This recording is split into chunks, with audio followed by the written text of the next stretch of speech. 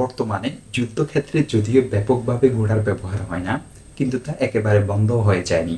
তাই পুলিশ কেন্দ্রগুলিতে ঘোড়ার রক্ষণাবেক্ষণ করা হয় এবং নিয়মিত তার প্রশিক্ষণ দেওয়া হয়। তাছাড়া হাদিস শরীফের মধ্যে এসেছে, হযরত খালিদ ইবনে ওয়ালিদ রাদিয়াল্লাহু তাআলা আনহু বলেন, রাসূল করিম সাল্লাল্লাহু আলাইহি ওয়াসাল্লাম ঘোড়ার গোশত খেতে নিষেধ করেছেন। দেখতে পারেন সুনানে নাসাই ৮ নং খণ্ড ২০৬ নং পৃষ্ঠা, সুনানে আবু দাউদ ২ নং খণ্ড ৫৩১ নং পৃষ্ঠা। নিষিদ্ধতার মূল সূত্র হচ্ছে উক্ত হাদিস, আর জিহাদের কাজে ব্যবহার হওয়ার বিষয়টি একটি প্রাসঙ্গিক দলিল মাত্র। অতএব জিহাদের কাজে ঘোড়ার ব্যবহার একেবারে বন্ধ হয়ে গেলেও তা খাওয়া উপরোক্ত হাদিসের কারণে মাকরুহে তানজিহি থাকবে।